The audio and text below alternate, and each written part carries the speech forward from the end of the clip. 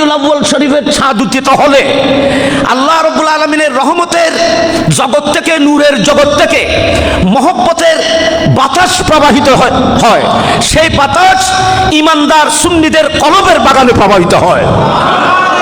আশিক রাসূল সুন্নিদের কলবের মধ্যে প্রবাহিত হয়। জান্নাতের পাতাগুলো যেন নড়তে থাকে, অজদের মধ্যে চলে আসে। অনুরূপভাবে আহলুস সুন্নাত ওয়াল জামাত সুন্নিরা যাদের কলব জিন্দা, নবীর নূরে আলোকিত, তাদের কলবের মধ্যে এক ধরনের আনন্দ প্রবাহ বইতে থাকে। এটা কিন্তু কোনো কারোর শক্তি না, এটা ঈমানের একটি ফল। ঈমানের একটি ফল। যাদের অন্তরের মধ্যে নবীর প্রেম থাকবে, রবিউল আউয়াল শরীফের মাস আসার সাথে সাথে তাদের অন্তরের মধ্যে এক ধরনের আনন্দ, খুশি অটোমেটিক চলে আসবে। বোঝা যাচ্ছে এই আনন্দের বাতাস আল্লাহর রহমতের জগৎ থেকে প্রবাহিত হচ্ছে সে রবিউল আউয়াল শরীফের মাসে। রমজান শরীফের চাঁদ উদিত হলে সেই রহমতের বাতাস যেমন জান্নাতের দিকে যায়, জাহান্নামের দিকে যায় না, তেমনিভাবে রবিউল আউয়াল শরীফের চাঁদ উঠলে এই রহমতের বাতাস ইমানদার সুন্নিদের অন্তরে প্রবাহিত হয়। যেখানে জাহান্নাম সেখানে প্রবাহিত হয় না। এ কথা খেয়াল রাখবেন। একটা কথা বলে গেলাম, আল্লাহ আমাদেরকে নবীর প্রেমের আসক্ত হয়ে, নবীর ভালোবাসা, অগাধ প্রেম আর ভালোবাসা অন্তর মধ্যে ধারণ করার তৌফিক দান করুক। আমিন। দুই হাত তুলে বলেন, দুই হাত তুলে বলেন আমিন, দুই হাত তুলে বলেন। বিসমিল্লাহির রহমানির রহিম। আগে পিছের কোনো আয়াত, আমি এটা সূরা ইউনূসের একটা আগে পিছে লম্বা আয়াত। ইয়া আহলাল কিতাব, বিসমিল্লাহির রহমানির রহিম, ইয়া আহলাল কিতাব قد جاءكم رسولنا يبين لكم كثيرا مما تخفون من الكتاب ويعفو عن كثير قد جاءكم من الله نور وكتاب مبين السلام عليكم ورحمة الله وبركاته.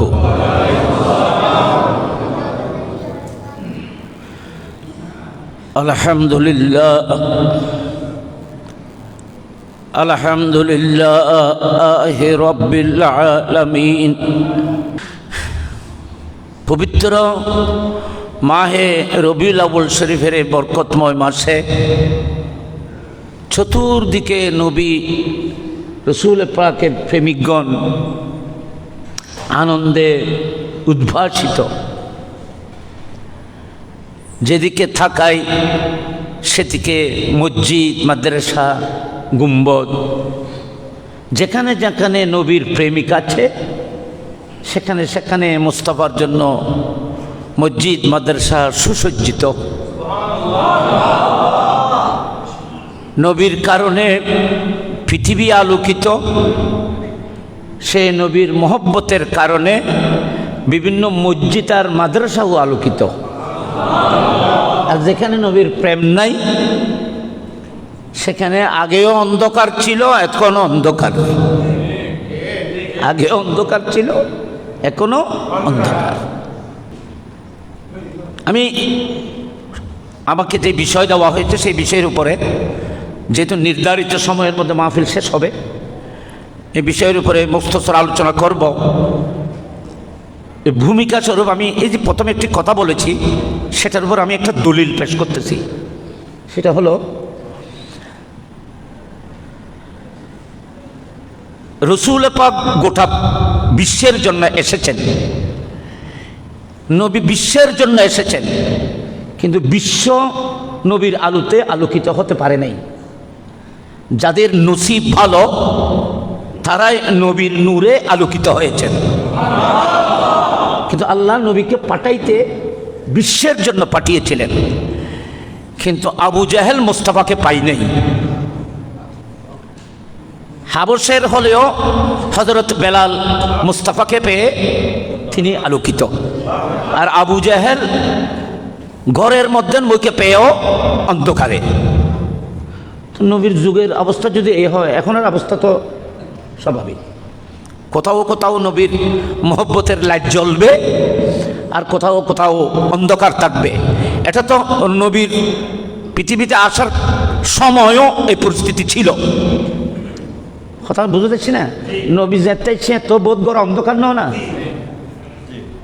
কিন্তু হযরত বেলাল রাদিয়াল্লাহু তাআলা হাবশের হলেও উনি কিন্তু নসিবওয়ালা ভাগ্যবান, উনি আলোকিত।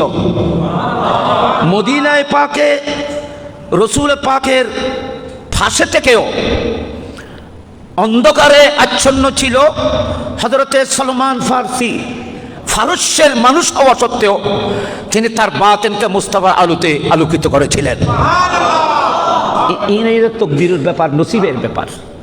একটা মসজিদ মাদ্রাসা আর বহুত আছে, আজান ইকামত অনেক মসজিদ থেকে শোনা যায়, কিন্তু মাহফিলের আওয়াজ প্রত্যেক মসজিদ থেকে শোনা যায় না। কি বুঝিলে? সব মসজিদ থেকে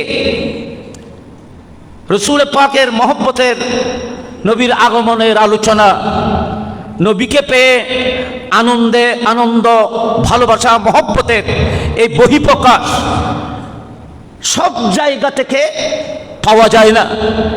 যাদের অন্তরের মধ্যে নবীর ভালোবাসা, মহব্বত, সেই মানুষগুলো আলোকিত।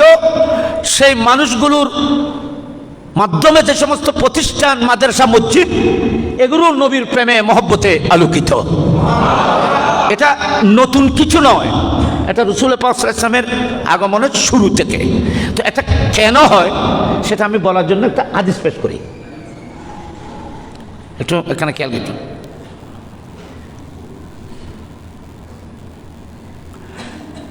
হাদিসের বড় বড় কিতাবের মধ্যে এই হাদিসটি আছে। এখানে আমার ভাই মধ্যে সাহাবাদারও আপনারা জ্ঞানীরা আছেন।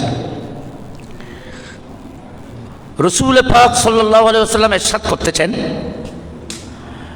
পবিত্র মাহে রমজান শরীফের মাস চাঁদ উদিত হলে আল্লাহর নূরের আরশের ছায়া থেকে, আল্লাহর নূরের আরশের নিচ থেকে একটা মহব্বতের নূরের বাতাস বইতে থাকে। কখন? রমজান শরীফের চাঁদ উদিত হলে। রমজান শরীফের চাঁদ উদিত হলেই আল্লাহর আরশের নিচ থেকে একটি রহমতের মধুর বাতাস আল্লাহর আরশের নিচ থেকে প্রবাহিত হয়। এই বাতাস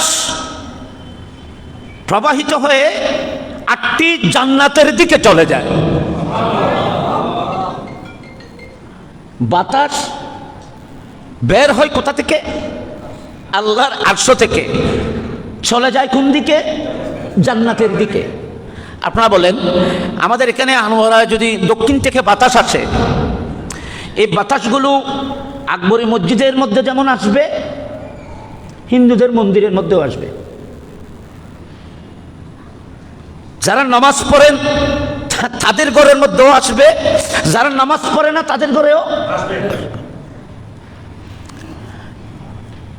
যেখানে আলোকিত সেখানেও আসবে, যেখানে অন্ধকার সেখানেও সেই বাতাস আসবে। কিন্তু আরশ থেকে প্রবাহিত হওয়া এই নূরের বাতাস জাহান্নামের দিকে যাবে না, এই নূরের বাতাস জান্নাতের দিকে যাবে। বাতাস যেতে বাইরে গিয়ে তৈরি জাহান্নামের মধ্যে জন্ম আছে, কিন্তু আল্লাহ বলতেছে না, সব বাতাস সবখানে যায় না। আমার আরশের নিচ থেকে যখন বাতাস প্রবাহিত হবে, আমার এই রহমতের স্পেশাল নূরের বাতাস নূরানি জায়গার মধ্যে যাবে, জান্নাতের মধ্যে যাবে। জান্নাতের গাছপালা তরুলতাগুলো সেই রহমতের বাতাসে নড়াচড়া করবে, এক ধরনের জিকিরের আওয়াজ হবে। জান্নাতের ফাটাই বাতাসে লড়িব, লড়ানো মিদি বলে ওগুলো জিকিরুর আওয়াজ হইব। হ্যাঁ হ্যাঁ, জান্নাতের মধ্যে যেই হুর আছে, গালমান আছে, জান্নাতের মধ্যে হুর গালমান আছে না, এরা সবাই আল্লাহর কাছে বলবে, আল্লাহ হঠাৎ করে জান্নাতের মধ্যে এই রহমতের বাতাস কিভাবে আসলো, কোথা থেকে আসতেছে? আল্লাহ বলে, এই হুর, এই গালমানরা রমজান শরীফের চাঁদ উদিত হয়েছে, জাহান্নামের আযাব বন্ধ করে ফেলেছি, জান্নাতের দরজাগুলো খুলে দিয়েছি, আমার এই রহমতের বাতাস জান্নাতের দিকে প্রবাহিত হচ্ছে।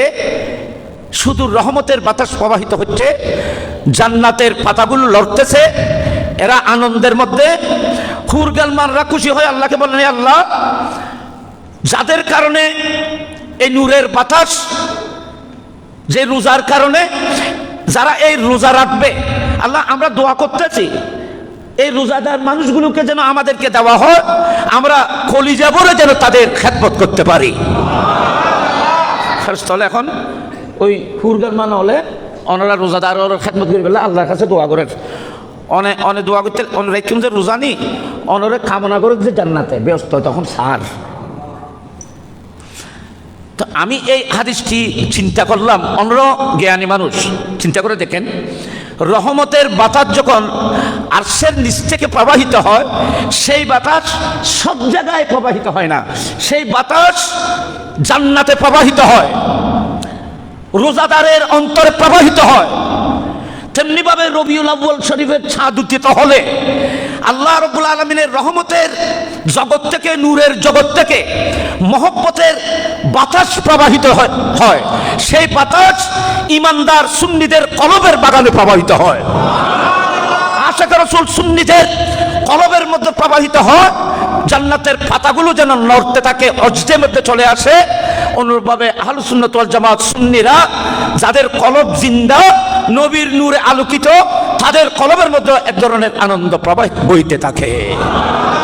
এটা কিন্তু কোনো কারোর শক্তি না, এটা ঈমানের একটি ফল, ঈমানের একটি ফল। যাদের অন্তরের মধ্যে নবীর প্রেম থাকবে, রবিউল আউয়াল শরীফের মাস আসার সাথে সাথে তাদের অন্তরের মধ্যে এক ধরনের আনন্দ, খুশি অটোমেটিক চলে আসবে। বোঝা যাচ্ছে এই আনন্দের বাতাস আল্লাহর রহমতের জগৎ থেকে প্রবাহিত হচ্ছে সে রবিউল আউয়াল শরীফের মাসে। রমজান শরীফের চাঁদ উঠিতে হলে সেই রহমতের বাতাস যেমন জান্নাতের দিকে যায়, জাহান্নামের দিকে যায় না, তেমনিভাবে রবিউল আউয়াল শরীফের চাঁদ উঠলে এই রহমতের বাতাস ইমানদার সুন্নিদের অন্তরে প্রবাহিত হয়, যেখানে জাহান্নাম সেখানে প্রবাহিত হয় না। একথা খেয়াল রাখবেন। একটা কথা বলে গেলাম, আল্লাহ আমাদেরকে নবীর প্রেমের আসক্ত হয়ে, নবীর ভালোবাসা, অগাধ প্রেম আর ভালোবাসা অন্তর মধ্যে ধারণ করার তৌফিক দান করুক। আমি দুই হাত তুলে বলেন, দুই হাত তুলে বলেন, আমি দুই হাত তুলে বলেন। এর চাইতে বড় নেয়ামত আর কিছু নাই, সেটা হলো রাসূল পাকের মহব্বত, প্রেম। এটা আমি ভূমিকা সামনে বললাম, অনেকে প্রশ্ন করে, সেই জবাবটি আমি আপনাদেরকে প্রশ্নের উত্তর দিলাম। অনেকে প্রশ্ন করে, রবিউল আউয়াল শরীফ আসলে তোমরা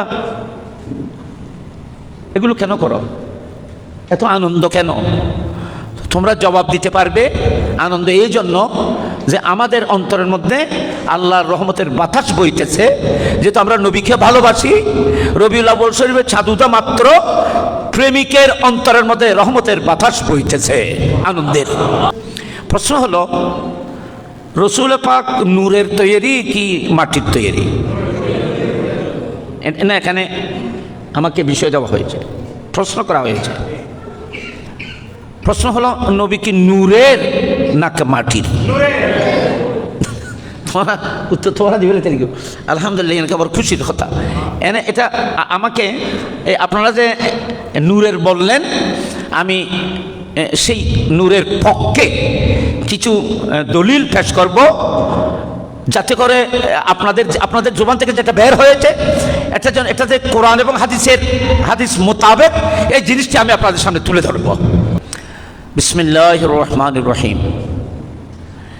আগে পিছের কোনো আয়াত, আমি এটা সূরা ইউনূসের একটা আগে পিছে লম্বা আয়াত। ইয়া আহলাল কিতাব, বিসমিল্লাহির রহমানির রহিম, ইয়া আহলাল কিতাব قد جاءكم رسولنا يبين لكم كثيرا مما تخفون من الكتاب ويعفو عن كثير قد جاءكم من الله نور وكتاب مبين। আল্লাহ কোরআন শরীফের ভিতরে, যখন কোরআন শরীফ পৃথিবীতে নাযিল হচ্ছেন, তখন আমরা তো কেউ ছিলাম না, তখন জমিনের মধ্যে সবচেয়ে বড় জ্ঞানী ছিল আহলে কিতাবরা। নবীর যুগের মধ্যে জ্ঞানী ছিল কারা? আহলে কিতাব। আহলে কিতাব বলিতে ইহুদ নসারা, ইহুদি নসারাদের বড় বড় আলেমরা, এরা তৌরিত কিতাব পড়েছে, জবুর কিতাব পড়েছে, ভালো আছে বাবা? ইনজিল কিতাব পড়েছে। আসমানি কিতাবের এলম তাদের মাঝে ছিল। যেহেতু আসমানি কিতাবের এলম ছিল, সেহেতু আল্লাহ পাক তাদেরকে সম্বোধন করছেন। কারণ একটি নতুন কথা নতুন মানুষ সহজে বুঝবে না।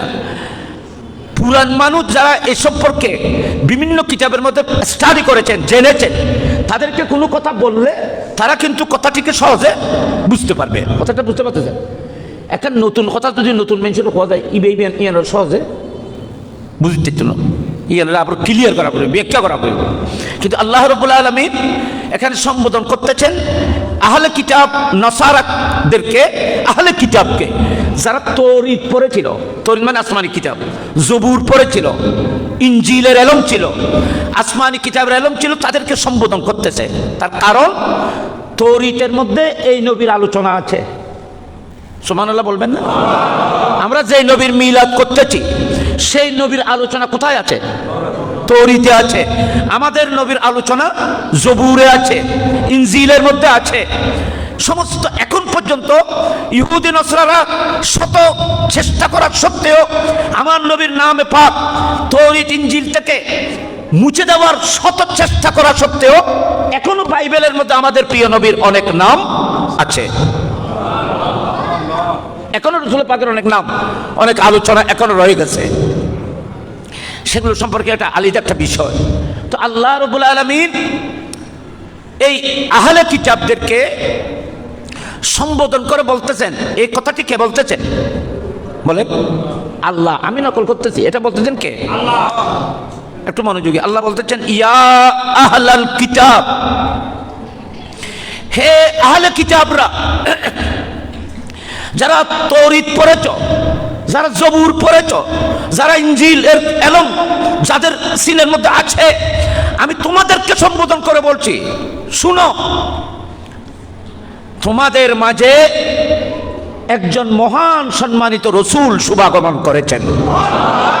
ইয়া আহলাল কিতাব কাদ জাআকুম রাসূলুনা, আমার একজন মহান রসুল তোমাদের মাঝে শুভ আগমন করেছেন। আচ্ছা, নবী যে আমাদের মাঝে শুভ আগমন করেছেন, এসেছেন, তশরিফ ফরমা হয়েছেন, নবীর আগমন হয়েছে, মিলাদ হয়েছে, এই আলোচনাটি কি আমরা করতেছি না কোরআনে আল্লাহ করেছেন? জাকুম রাসূলুনা মানে মিলাদুন নবী গুলো জানা নাই আল্লাহ। মিলাদুন নবী মানে নবীর আগমনেরই। বাবা, মিলাদুন নবী মানে কি? মিলাদ মানে জন্ম, জন্ম হইবে গো আগমনেরই। আর নবীর জন্ম শব্দ হইবে নবীলে ব্যবহার করলে নবীর সানত গোস্তাখি হইব। ইয়ানোর বহুত কারণ আছে, ইন কথা কদিন গেলে কথা আর মিকে যাবে গে জানে কেন? এখন হ্যান্ড বিল এখন জিনিস দেখি ইয়ান হয়ে যায়, ইয়ান এখন জানি বেলা করছে আর তো নাই দিকে। ই বললি আগামীকাল যিনি তকরির করবেন আর মৌলানা ইদ্রিস আনসারী, ভালো আলেম, ওনার সুন্দর তকরির আপনারা শুনতে পাবেন। এটা ওনার বিষয় দিন যে শিশু মোহাম্মদ সাল্লাল্লাহু আলাইহি ওয়াসাল্লাম, রসুল পাকের জন্য শিশু ব্যবহার করা যাবে না। কারণ কোনো কিতাবে, হাদিসে, কোরআনে কোথাও রসুল পাককে ছবি বলা হয়নি। ছবি মানে শিশু। নবীর জন্য শিশু শব্দ ব্যবহার করা যাবে না।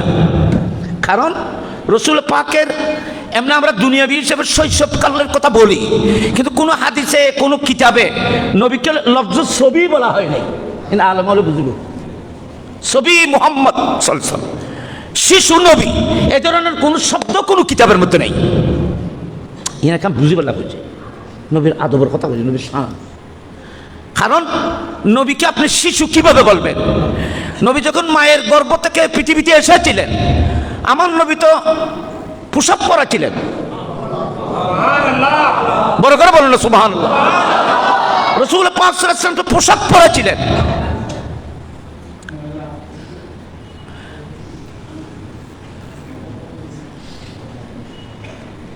রাসূল পাক সাল্লাল্লাহু আলাইহি ওয়াসাল্লাম পোশাক পরা ছিলেন। জমিনে আসা মাত্র রাসূল পাক সাল্লাল্লাহু আলাইহি ওয়াসাল্লাম উম্মতের জন্য দোয়া করেছিলেন, সজদা করেছিলেন। রাসূল পাকের কোনো নাভি ছিল না। কি ছিল না? তো যিনি দুনিয়াতে আসা মাত্র উম্মতকে চিনতে পারে। একজন শিশু কি আজ পর্যন্ত ভালো করে নানাকে চিনবে, নানিকে চিনবে, আত্মীয় স্বজন সবাইকে চিনতে পারবে, বুঝতে পারবে? লফজ ছবির ভিতরে জ্ঞান পরিপূর্ণ না হওয়ার কথাটি আছে, যেহেতু একজন ছবি পরিপূর্ণ জ্ঞানের হয় না। নবীকে যদি নবীর শানে যদি ছবি বলা হয়, তো রসুল পাককে তখন নবীকে জ্ঞান থেকে নাকেস বলা হবে, পরিপূর্ণ জ্ঞান ছিল না বলা হবে, কারণ একজন শিশুর পরিপূর্ণ জ্ঞান হয় না। আমার নবীকে আল্লাহ পাক যখন সৃষ্টি করেছিলেন তখন থেকে মুস্তাফা জ্ঞানের সাগর ছিলেন। রসুল পাক সাল্লাল্লাহু আলাইহি ওয়াসাল্লামের উপরে সবিয়ত বাচ্চা হওয়ার যেই আকৃতি, বাচ্চার ছোটকালের শিশুদের যেই পরিস্থিতি, এই ধরনের কোনো পরিস্থিতি মুস্তাফার মাঝে ছিল না। সুবহানাল্লাহ বলেন। একটা শিশু খেলাধুলা, একটা মাহফিল পথে খেলতেছে, আনন্দ করতেছে, কথা বলতেছে, মাহফিল বুঝে না, কিন্তু মুস্তাফা জীবনের শিশুকালেও কোনো দিন একটা বলকে তো লাথি মারে নেই, কিন্তু খেলা তো খাই নেই, বাচ্চাদের সাথে কোনোদিন খেলাধুলা তো করে নেই। আর দেশের মধ্যে বোধ কি খোদা ছবিউন ওলাও কানা নবীন, এটা একটা গলত কথা, এই ধরনের একটা কথা ভুল, একটা বেয়াদবি। আর ছবিউন ওলাও কানা নবীন দেখেন, হয়তো বাচ্চা অর্থাৎ বাচ্চার খাসলত, বাচ্চারা বুঝে না, হয়তো নবী হলেও বুঝে না যদি বাচ্চা হয়, এই ধরনের কথা একজন নবীর শানে হয় না। বড় সেন্সিটিভ ব্যাপার, নবীর শানে বড় সেন্সিটিভ ব্যাপার। ইন কথা ইন লেখানা হইলাম যে ইয়ে আর মান চকুমিদি লাগি যে হইলাম, কারণ অনেকক্ষণ জিনিস হইলি আবার এক সময় মেয়েদের দলিলে দিব যে নাকি রসুল পাককে অনেকে নেতা বলে। নওয়াজুবিল্লাহ বলেন, বড় করে বলেন। তো নবী কি নেতা না? যে কোনো একজন মানুষ বলেছিল, কথাকথিত একজন ব্যক্তি বলেছিল, হয়তো নবীর জন্য লফজ সৈয়দ ব্যবহার হয়েছে, হয়তো সৈয়দ শব্দের অর্থ তো নেতা। তো এই মানুষটির সীমিত জ্ঞানের কারণে এই অবস্থা, জ্ঞান সীমিত হওয়ার কারণে। কারণ লফজ সৈয়দের মানে নেতা আছে, কিন্তু লফজ সৈয়দ যখন নবীর জন্য ব্যবহার হবে তখন নবীর শানের মতো নেতা শব্দের নেতা বলা যাবে না, সৈয়দের অর্থ নেতা বলা যাবে না। কারণ সৈয়দ শব্দ যদি আল্লাহর জন্য ব্যবহার হয়, নবীর জন্য যদি ব্যবহার হয়, আলোক অর্থ হবে। সর্বসাধারণের জন্য যখন ব্যবহার হয় তখন আলোক অর্থ হবে। কারণ লফজ সৈয়দের মানে যদি সৈয়দ মানে যদি নেতা হয়, তো হাদিস শরীফের মধ্যে তো আল্লাহকেও সৈয়দ বলা হয়েছে। আর সৈয়দ হুয়াল্লাহ, আল্লাহ একমাত্র সৈয়দ। তো ইমেদের সৈয়দ মানে যদি নেতা হয়, তো আল্লাহ তো নেতা হয়ে যাবে। ইন কথা কিন্তু বুঝিবার কথা, কথা এদিকে গেলে এত এগুলো থেকে হোশ থাকতে হবে। রসুল পাকের শানে বলা তাজহারু লাহু বিল কওলে কাজাহরে বাযুকুম লিবাস, তোমরা ওই সমস্ত শব্দ, আল্লাহর কোরআন বলতেছে খবরদার তোমরা ওই ধরনের কোন শব্দ আমার বন্ধুর জন্য ব্যবহার করবে না যে শব্দগুলো তোমরা এক অন্যের জন্য ব্যবহার করে থাকো। একে অন্যের জন্য যে শব্দগুলো ব্যবহার করে থাকো, আমার মাহবুব বন্ধুর জন্য এই শব্দ তোমরা ব্যবহার করবে না। তো আল্লাহ আমরা কোন কোন শব্দ ব্যবহার করবো? আমি যেগুলো ব্যবহার করেছি সেগুলো করো। তুমি কিনলে করতে আমি আল্লাহ আমার বন্ধুকে যে সমস্ত শব্দ দিয়ে ডেকেছি, আমি আমার বন্ধুর শানের মধ্যে যে সমস্ত আমার নবীকে শান লকব, আমার নবীকে যে সমস্ত উপাধি দিয়েছি, আপনারা সেগুলো দিয়ে মুস্তাফাকে আহ্বান করেন। তোমরা নিজের থেকে কেন করবে?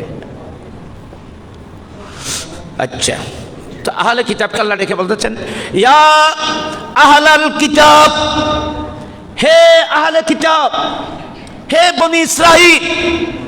ওইয়ান জবাব দিলাম যে বনি ইসরাইলের আল্লাহ এসে ডাক দিখর দে একতাল্লাহ মুসলমান হল আজও আসমানি কিতাব এলো ইতারতে নাই, নবী আসছে যে মাত্র পৃথিবীতে আসছি।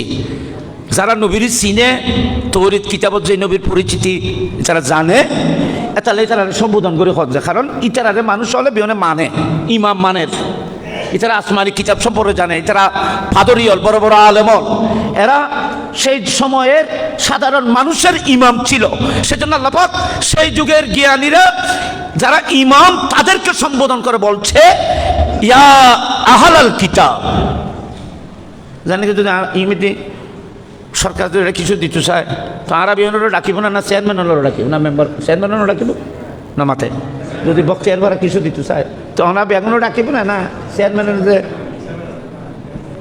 চেয়ারম্যান হলে তার জনপ্রতিনিধি, চেয়ারম্যানও ডাকিয়ে এলাকার লাই দিব, বেগুনও ডাকিয়ে দিলে সেটা স্যাঁচুবাদি দিব, তাহলে চেয়ারম্যানও দিব, চেয়ারম্যানে সমাজকে সবাইকে দেখতে দেবে, বুঝার জন্য বলতেছি। কারণ চেয়ারম্যান জনপ্রতিনিধি, উনি যাদেরকে যাদেরকে চাইবেন তাদেরকে দেবে। তো আল্লাহ পাক রব্বুল আলামিন সমস্ত সাধারণ মানুষকে, পাবলিককে ডাকে নেই। কেন? সব পাবলিকের মেজাজ জ্ঞান এক সমান নয়, কিন্তু যারা সমাজের মধ্যে নেতা, যারা জ্ঞানী, তাদেরকে সম্বোধন করেছেন আল্লাহ। তাদেরকে সম্বোধন করেন এই জন্য যেহেতু তার তৌরাত সম্পর্কে জানে, ইনজিল সম্পর্কে জানে, সেজন্য তারা আল্লাহর এই কথাটিকে তারা সহজে বুঝতে পারবে।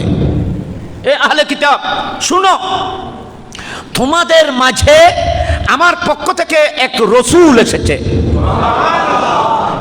তো আল্লাহ নবী রসুল আসিয়ান হইলে কি কর করতে নেই, ইউবাইয়িনু লাকুম কাসীরাম মিম্মা তুখফুনা মিনাল কিতাব। উনি রসুল, আমার পক্ষ থেকে একজন রসুল তোমাদের মাঝে এসেছেন, সম্মানিত রসুল। উনি কেমন জানো? উনি তোমাদের গোপন, তোমাদের কিতাবগুলোর মধ্যে যত গোপন এলম আছে সবগুলো তিনি মিম্বরে বসে, মসজিদে বসে উনি বলতেছেন। আল্লাহ নবীর কথা কইতে যে সর্বপ্রথম নবী যে গায়েবের কথা বলতেছেন সেটা আল্লাহ বলতেছেন। নবাজে কি সুন্দর করে কথা, দেখুন, ইউবাইয়িনু লাকুম কাসীরাম মিম্মা কুনতুম তুখফুনা মিনাল কিতাব।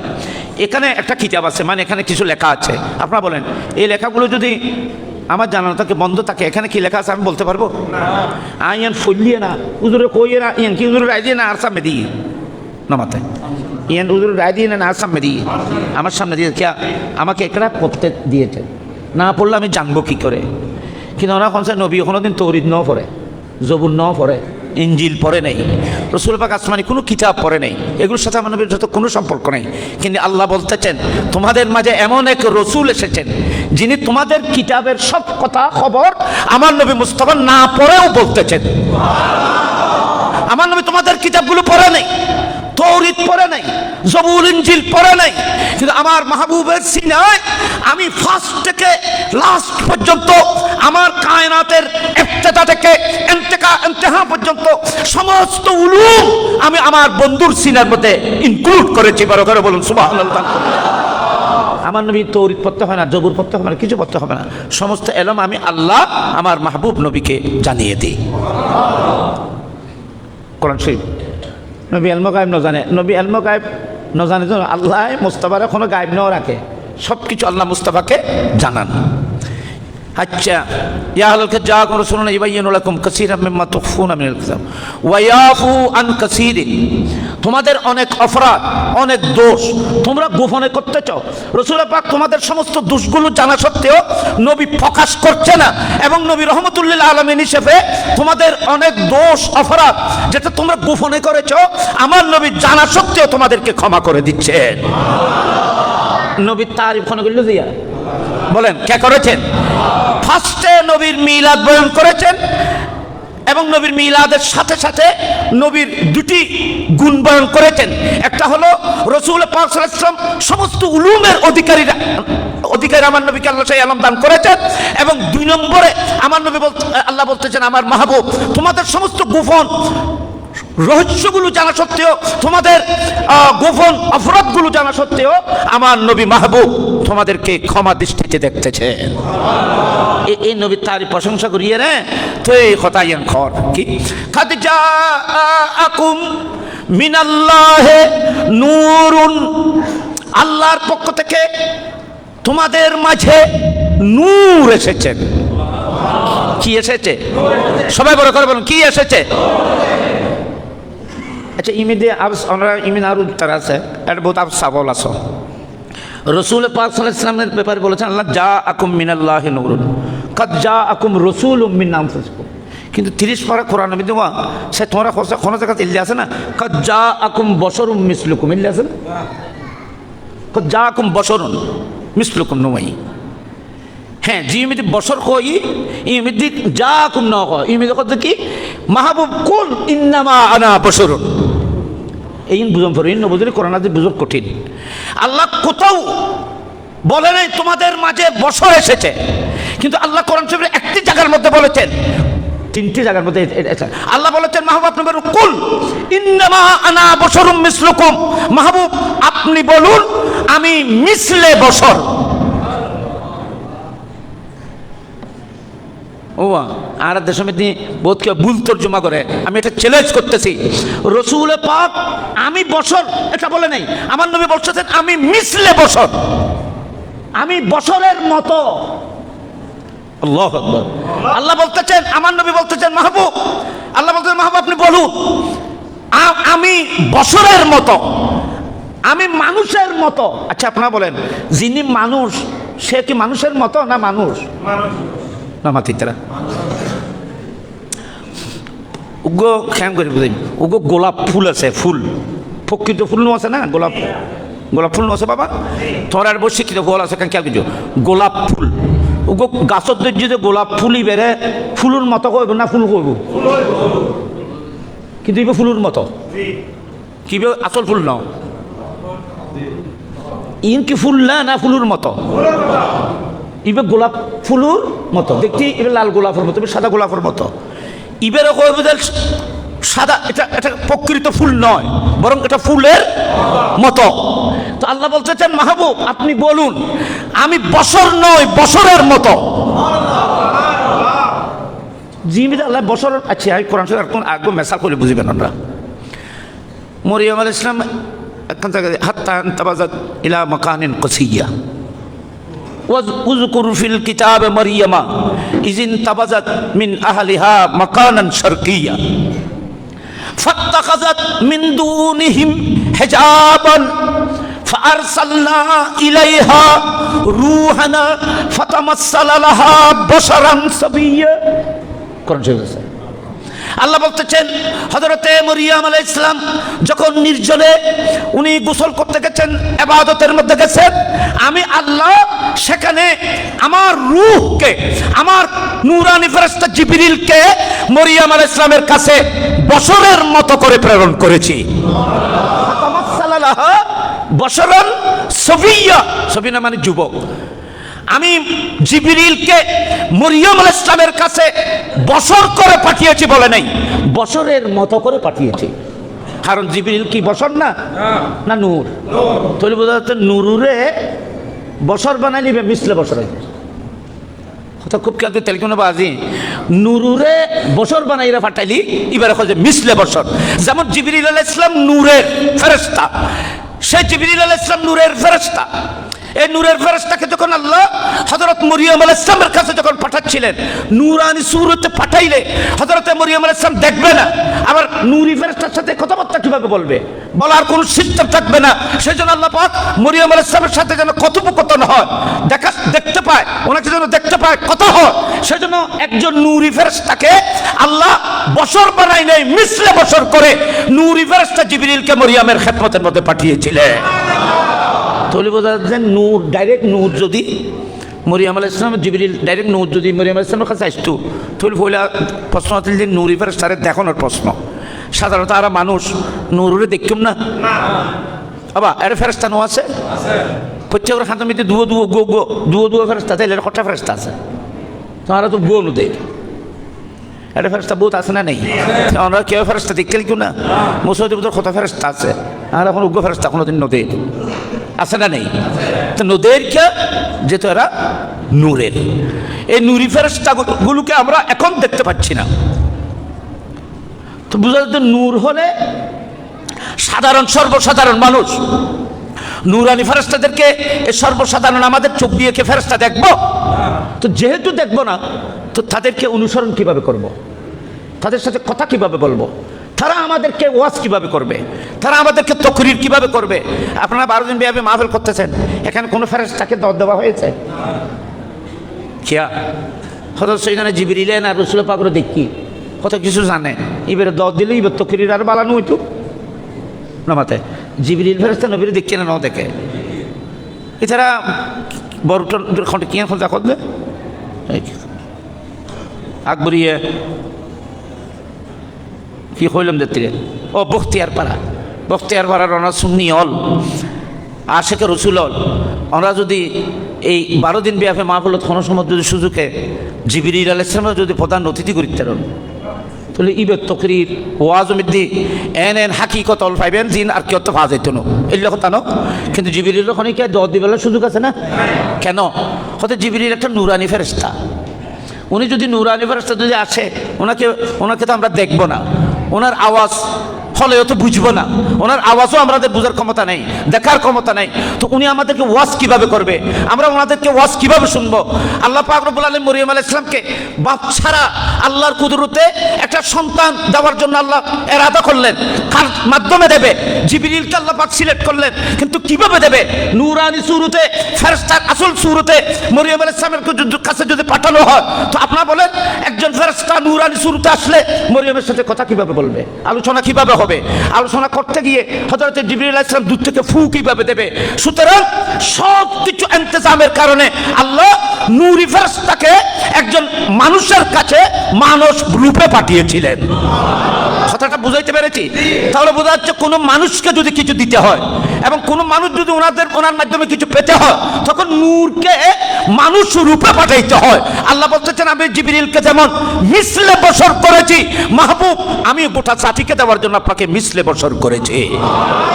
আপনি হাকিকতের মধ্যে নূর, সমগ্র বিশ্বের মানুষকে নামাজ কিভাবে পড়বে শেখানোর জন্য, খানা কিভাবে খেতে হবে দেখানোর জন্য, বিবাহ সাথী কিভাবে করতে হয় এগুলোকে প্র্যাকটিক্যালি শেখানোর জন্য, জিহাদ কিভাবে করতে হবে এগুলো প্র্যাকটিক্যালি শেখার জন্য আমি আপনাকে মানুষ রূপে পাঠিয়েছি। নয়তো আমি তো আপনাকে নূর থেকে সৃষ্টি করেছিলাম। আল্লাহু আকবার বলেন, আল্লাহু আকবার। নবীকে আল্লাহ কোথা থেকে সৃষ্টি করেছেন? আরেকটা কথা বলেন, রসুল পাক সাল্লাল্লাহু আলাইহি ওয়াসাল্লাম মেটির যদি হয় তো সারা দুনিয়া জানে যে মেডি নবী তো সৃষ্টি। কথা খুব খেয়াল করছো, মাটি নবী থেকে সৃষ্টি, তো নবী থেকে মাটি, তো নবী থেকে সৃষ্টি, মাটি থেকে নবী কিভাবে হবে? কথা ইল্লান ওয়াই নামাতে তার নামাতে কম করি। হাদিস কি বলতেছে দেখেন, রসুল পাক সাল্লাল্লাহু আলাইহি ওয়াসাল্লাম বলতেছেন আনা মিন নূরিল্লাহ ওয়া কুল্লু খালকিন মিন নূরি, আমি আল্লাহর নূর থেকে, আর সমস্ত কায়নাত বিশ্ব আমি রসুলের নূর থেকে। আরশ নবীর নূর থেকে। নবীকে তো আরশের নূর বলা যাবে না, মাটি কিভাবে বলবেন? আরশ নূর না মেডির? বাবা আরশ নূর না মাটির? তো নবীকে তো আরশের নূর থেকে সৃষ্টি করা হয়েছে, এটা বলাও বেয়াদবি হবে, কারণ আরশ নবীর নূর থেকে সৃষ্টি, কুরসি নবীর নূর থেকে সৃষ্টি, লৌহ কলম নবীর নূর থেকে সৃষ্টি, সমস্ত কায়নাত নবীর নূর থেকে সৃষ্টি। নবী থেকে সবগুলো সৃষ্টি, নবী কোনো বস্তু থেকে সৃষ্টি নয়। এ আল্লাহ তুমি তোমার নবীকে কোথা থেকে সৃষ্টি করেছো? নবীর হাকিকতের ম্যাটেরিয়ালস কি দিয়ে তুমি তোমার মাহবুব সৃষ্টি করেছো? আল্লাহ বলতেছেন কি দিয়ে বানাবো? যখন কিছু ছিল না, আমার নূর ছাড়া আমি আল্লাহ আমার নূরের সমদিয়ত থেকে আমার আর বন্ধু মুহাম্মদকে সৃষ্টি করেছিলাম। আল্লাহু আকবার বলেন। আল্লাহ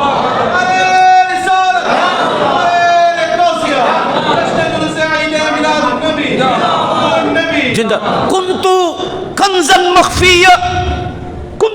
মখফিয়া ফারাদতু আন উযহিরা, আমি রাজ রহস্য ছিলাম, গুপ্ত খনি ছিলাম, আমাকে কেউ জানতো না। কে বলতেছে? আল্লাহ। আমাকে কেউ জানতো না, আমি কিছু সৃষ্টি করি নাই। এরাদা করেছি, আমি এরাদা করলাম আমি বিকশিত হব, কায়নাত বিশ্ব আমাকে চিনবে, এরাদা করলাম। ফাকাবাস্তু কবজাতাম মিন নূরি, আমি আমার নূর থেকে অথবা নূরের সোয়া থেকে, আমি নূরের আলো থেকে আমি আমার বন্ধুকে সৃষ্টি করেছি। এক মুঠ আমি আমার কুদরতের মুঠে এক মুঠ নূর নিয়ে আমি বললাম হে নূর কুনি মুহাম্মাদা, তুমি মুহাম্মদ হয়ে যাও। বড় করে বলুন না সুবহানাল্লাহ। নবী কোথা থেকে সৃষ্টি? নূর থেকে। কি কোথা থেকে? নূর থেকে। আচ্ছা আপনারা এখান কথা হয় সময় যাই কি আল্লাহ কদ জাআকুম মিনাল্লাহি, বলেন কোথা কি বলেছেন? কদ জাআকুম মিনাল্লাহি নূর। জাআকুম তোমাদের কাছে এসেছেন, মিনাল্লাহি নূরুন আল্লাহর পক্ষ থেকে নূর। তাহলে রসুল পাক সাল্লাল্লাহু আলাইহি ওয়াসাল্লাম আমাদের মাঝে এসেছেন আল্লাহর পক্ষ থেকে নূর। নবী আসি বলে কর জন্য না, না জন্মই বলে কই যায়, আসি বলে কই যায়। আর দেশের ইন আরবির মধ্যে যেন এস্তেলা আছে, পরিভাষা আছে, বুঝি বললে আমি একটু মেসাল দিয়ে আপনাদেরকে একটু সহজ করতেছি। ওনারা মাহফিলের মধ্যে আসুন যে না, না আমি কথা বাড়াবো না বেশি।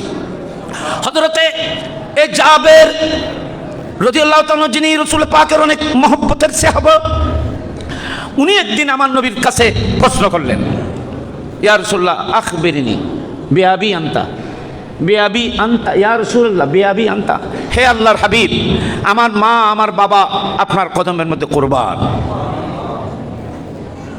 বিআবি আনতা ওয়া উম্মি, কিতাব আমি অর্থ দেখেছি, বিআবি আনতা ওয়া উম্মি। সাহাবায়ে কেরামরা আমার নবীর সাথে যখন কোনো কথা বলতেন তখন বলতেন বিআবি আনতা ওয়া উম্মি, ইয়া রাসূলুল্লাহ আমার মা বাবা আপনার কদমে কুরবান। কি মানে? এর অর্থ হলো ইয়া রাসূলুল্লাহ, আমি আমার মাকে, আমি আমার বাবাকে বিসর্জন দিতে পারবো মাহবুব ইয়া রাসূলুল্লাহ আপনার প্রেমে। কোনো দুঃখ, কোনো কষ্ট, কোনো বিপদ, কোনো মুসিবত আসলে আল্লাহ আমার মা এবং বাবার উপরে আসুক, আমার রসুলের উপর যেন আশা না হয়। এবার হলো বিআবি আনতা উম্মি। সম্মানিত হাজিরিন, হযরতে জাবের রাদিয়াল্লাহু তাআলা বললেন বিআবি আনতা ওয়া উম্মি, আমি আমার মা এবং বাবাকে আপনার কদমে কুরবান করলাম। আপনি আমার কাছে আমার মা এবং বাবা থেকেও আমার জানের চাইতে আপনি প্রিয়। হুজুর আমি একটা মশলা জানতে চাই, আমরা আর আজ ওয়াজ বিষয় দিন জানো না, বিষয় খুদ মুস্তাফা রসুল পাক সাল্লাল্লাহু আলাইহি ওয়াসাল্লাম হযরতে জাবের রাদিয়াল্লাহু তাআলা খুদ মুস্তাফা থেকে জিজ্ঞেস করেছিলেন, ইয়া রাসূলুল্লাহ অনেকেই মাটির তৈরি না নূরের তৈরি, ইয়ান খুদ জাবেরে রসুল পাক থেকে প্রশ্ন করে গোটা বিশ্বকে অবহিত করেছেন। আমরা যদি এই কথাটি জানি তাহলে সব ফয়সালা হয়ে গেছে। কি বলতেছেন দেখেন, ইমরান হুজুরে শিয়া আমার নবী হযরত জাবের বললেন বিআবি আনতা ওয়া উম্মি ইয়া রাসূলুল্লাহ, এ আল্লাহর হাবিব আমার মা বাবা আপনার উপরে কুরবান। আখবিরনি বিআউয়াল শাইইন, ইয়া রাসূল আপনি আমাকে বলুন, অবহিত করুন, আল্লাহ পাক সর্বপ্রথম সবকিছুর আগে সর্বপ্রথম আল্লাহ কোন বস্তুকে সৃষ্টি করেছিলেন? কথা একবার ক্লিয়ার ন? সবকিছুর আগে, সবকিছু বলিতে এখানে আসমান আছে, এখানে জমিন আছে, এখানে আরশ আছে, কুরসি আছে, লো কলম আছে, খোদার সমস্ত খোদাই আছে, সবকিছুর আছে আগে। আখবিরনি আউয়াল শাইইন খলাকাহুল্লাহ ক্বাবলাল আশিয়া, সমস্ত সৃষ্টির আগে সর্বপ্রথম আল্লাহ কোন বস্তুকে সৃষ্টি করেছিলেন? আল্লাহ কোন বস্তুকে সর্বপ্রথম সৃষ্টি করেছিলেন? ইয়া রাসূলুল্লাহ আমি আপনার কাছে জানতে চাই। কথা একবার শুধু প্রশ্ন হইয়া তার নবী কি হল, ক্বালা ইয়া জাবের, জাবের ইন্নাল্লাহ তাআলা খালাকা ক্বাবলাল আশিয়ায়ে নূরা নবিয়িকা মিন নূরিহি।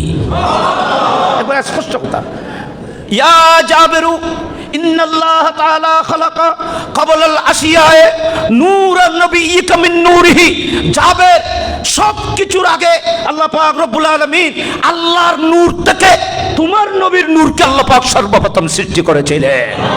চলো কথা ক্লিয়ার হয়ে গেছে। আমার নবীর নূর খুদ মুস্তাফা নিজে বলতেছেন আমি আল্লাহর নূর থেকে সৃষ্টি।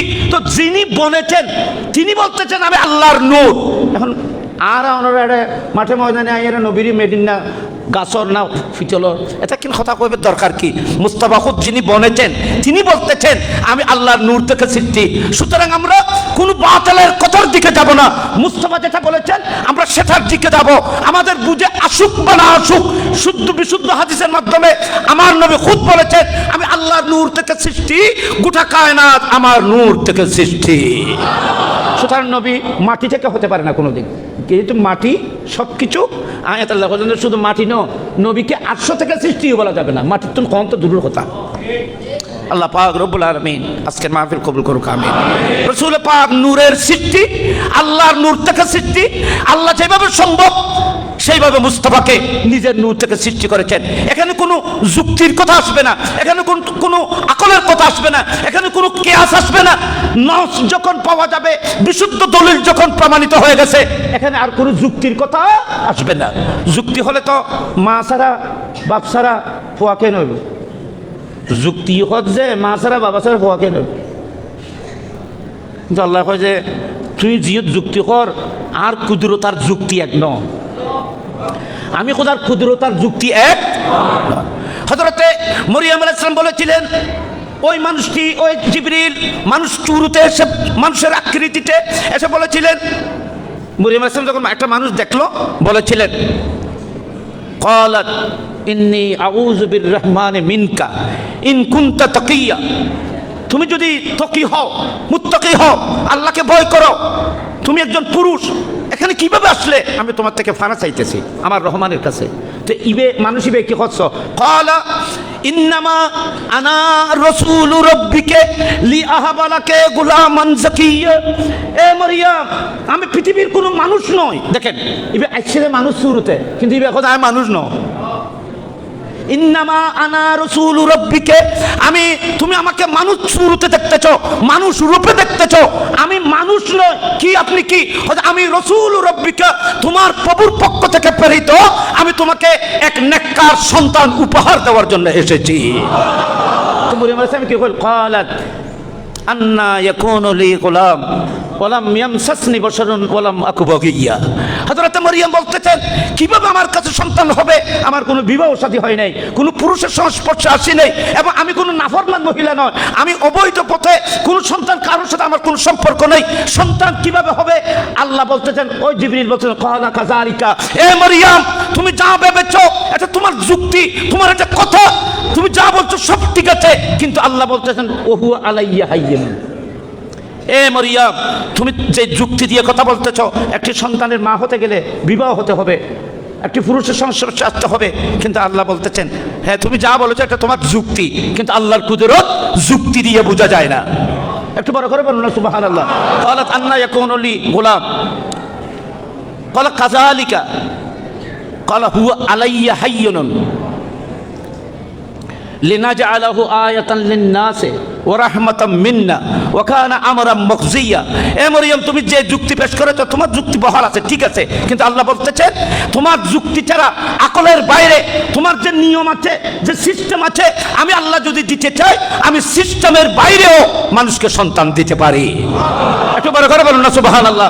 সুতরাং তোমার যুক্তি, তোমার আকল আল্লাহর কুদরতের সাথে মোকাবেলা করবে না। আল্লাহ বলতেছেন আমি আমার নবীর নূরকে আমার নূর থেকে সৃষ্টি করেছি। এখানে এটার উপর যখন দলিল পাওয়া গেছে, কোরআন শরীফ যখন বলতেছে রাসূল পাক নূর হয়ে এসেছেন, তো এখানে তুমি যুক্তির কথা কেন বলবে? আকল কেন, আকলের গোড়া কেন দৌড়াবে? আল্লাহ যেটা বলেছেন এটার উপর আমাদের আকীদা, মুস্তাফা যেটা বলেছেন সেটার উপর আমরা সুন্নিদের আকীদা। ঠিক কিনা বলে? আমাদের আকীদা আল্লাহর কালামের উপর, আমাদের আকীদা মুস্তাফার হাদিসের উপর। ঠিক কিনা বলেন? হাত তুলে বলেন, হাত তুলে বলেন, ঠিক কিনা?